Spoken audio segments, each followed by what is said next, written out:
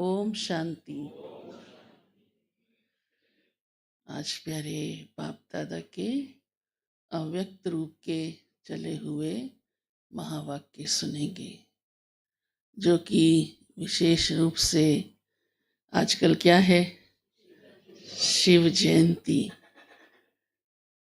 उस अवसर पर बाप दादा का आना हुआ है और ये तो यादगार ही प्यारे शिव बाबा की है, लेकिन साथ ही बाबा कहते हैं तुम बच्चों की भी है।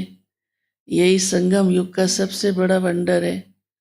बाप और बच्चों का जन्मदिन एक साथ है। बाप धरती पर आया और आते ही उसकी नज़र हमारे पर पड़ी और हमें अपना बना लिया।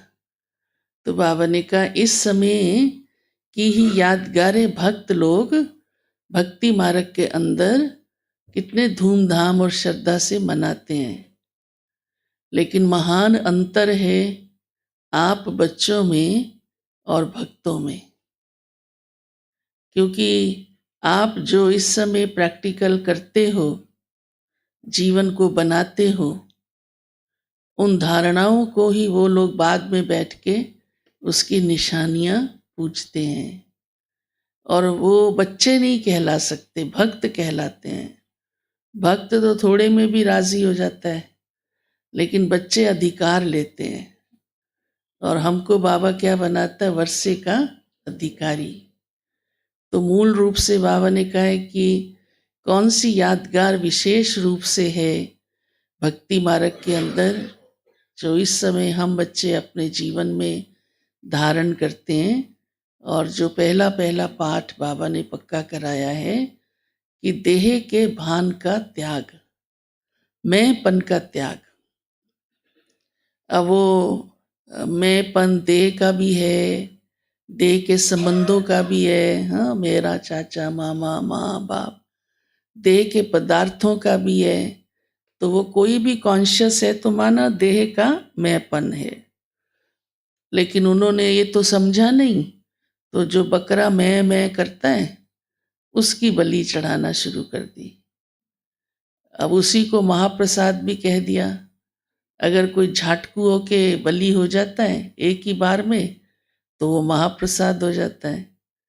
लेकिन बाबा कहते इस समय तुम बच्चे अपने जीवन से मैंपन का त्याग करते हो। माना करना है, कितना करते हो तो हर एक अपना चार्ट जानता ही है कि मैंपन गया। तो उसकी निशानी देखो। वो भी कोई बच्चे बहुत धीरे धीरे थोड़ा थोड़ा, तो जैसे बकरे को धीरे धीरे चिलचिलाता रहे तो वो महाप्रसाद नहीं माना जाता, एक ही झटके से स्वाहा हो जाए। तो ऐसे ही बाबा हम बच्चों से चाहते हैं कि ये मैंपन तुरंत मिट जाना चाहिए। उसमें भी विशेष बाबा ने कहा है, एक तो देह का मैंपन, देह के संबंधों का, पदार्थों का, लेकिन इसके त्याग के साथ साथ फिर एक दूसरा मैंपन भी चालू हो जाता है, क्योंकि ईश्वरीय प्राप्तियां होती हैं इस समय हम बच्चों को। तो ईश्वरीय प्राप्तियों का उल्टा नशा भी हो जाता है। मैं बहुत अच्छी हूँ, बुद्धिशाली हूँ, हाँ, ज्ञानी हूँ, योगी हूँ। तो ये मैंपन तो और नुकसान करता है। तो वो भी बाबा कहते हैं क्यों आया, किसने बनाया आपको ज्ञानी और योगी? हाँ, किसने बनाया आपको वर्षे का अधिकारी? किसने इतनी अच्छी बुद्धि दी? तो वो याद रहे, देने वाला दाता, कि ये प्रभु प्रसाद है, ईश्वर से प्राप्तियां हुई हैं। तो उन ईश्वरीय प्राप्तियों का नशा जरूर रखना है, लेकिन उल्टा नहीं, मैंपन नहीं। हमेशा उसे प्रभु देन समझ कर चलो। कोई भी बात देखो अच्छी सीख मिलती है, लौकिक में भी टीचर से, गुरु से, तो उसका मान रखते हैं ना कि ये हमें शिक्षक ने सिखाया या ये हमको गुरु ने आशीर्वाद दिया। तो शिव बाबा हमें ये सब प्राप्तियां करा रहा है, तो ये याद रहे ये प्रभु देन है। साथ ही बाबा कहते हैं मैं बच्चों के 3 रूप देखता हूँ।